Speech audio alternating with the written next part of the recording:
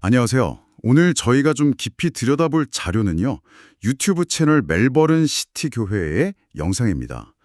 죄에 대한 경고는 성인들에게만 하는 것이 아니다. 이게 좀 제목부터 강렬하죠. 네, 그렇죠.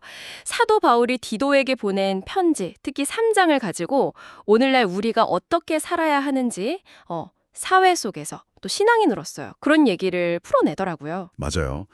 그래서 이 디도서 3장이라는 고대 문서를 가지고 현대 사회에서 시민으로서의 역할, 또 신앙의 원칙, 특히 그 죄 문제에 대한 태도, 이런 것들을 어떻게 봐야 할지 좀 파헤쳐 보려고 합니다. 네, 이게 단순히 오래된 이야기가 아니라 지금 당신의 삶에 또 신앙에 어떤 질문을 던지는지 생각해보는 시간이 될 것 같아요. 좋습니다. 그럼 먼저 이 자료에서 강조하는 첫 번째 내용부터 살펴볼까요? 신앙인이 자기가 속한 국가, 그 통치 질서에 순종해야 한다. 이런 내용이었죠? 네, 맞아요. 당시 그 로마 지배하에 있던 크레타 섬 상황을 배경으로 설명하는데 섬 사람들이 좀 반항적인 기질이 있었나 봐요.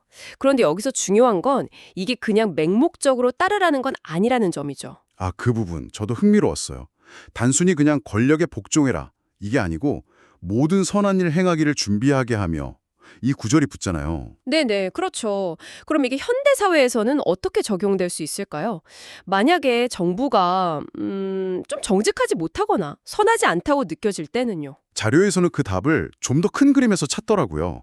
그러니까 하나님께서 궁극적으로 역사를 주관하신다는 믿음이죠.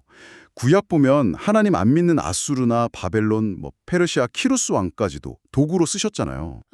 그런 관점이군요. 세속 국가 권세 자체도 하나님의 허용하신 범위 안에 있다. 이런. 네.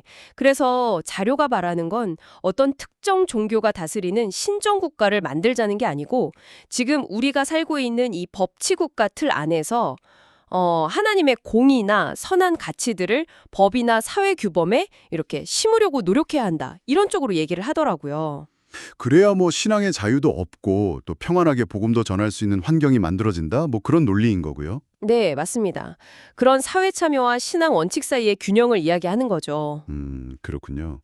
그런데 이런 외부적인 책임감만큼이나 어쩌면 더 강하게 다루는 게 내부적인 문제, 특히 죄에 대한 태도인 것 같아요. 맞아요. 그 부분이 상당히 강했죠. 특히 젊은 세대들이 짓는 죄를 그냥 성장통이다, 다 그럴 수 있다 이렇게 가볍게 여기는 걸 굉장히 비판하더라고요. 네. 죄에 대한 경고에는 나이 구분이 없다. 이걸 아주 분명히 해요. 어릴 때부터 가정에서부터 부모가 하나님 말씀을 통해 죄가 얼마나 심각한 건지 가르쳐야 한다고 강조하죠. 심지어 요즘 청소년 문제들의 근본 원인 중 하나가 이런 가정교육의 부재다 이렇게까지 연결시키고요. 네, 그렇죠. 하지만 동시에 가르치는 사람의 태도에 대해서도 얘기해요. 겸손해야 한다는 거죠. 맞다.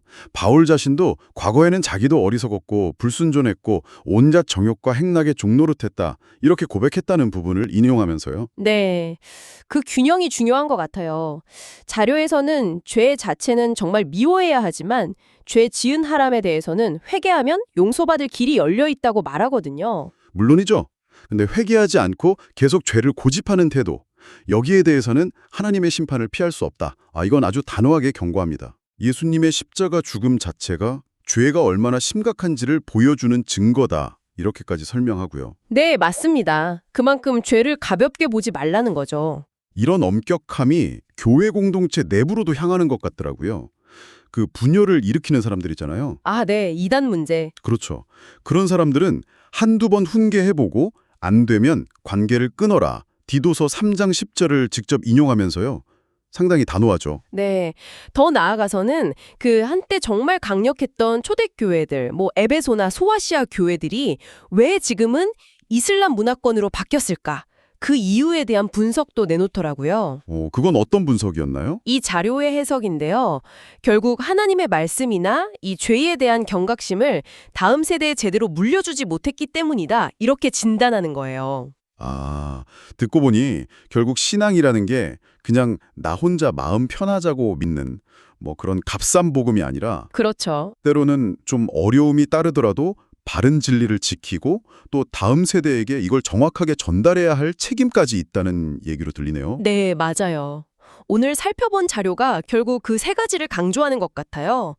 사회 속에서 신앙인으로서의 책임, 그리고 죄에 대해서는 타협하지 않는 단호함, 마지막으로 이 신앙을 다음 세대에 잘 전수해야 한다는 것.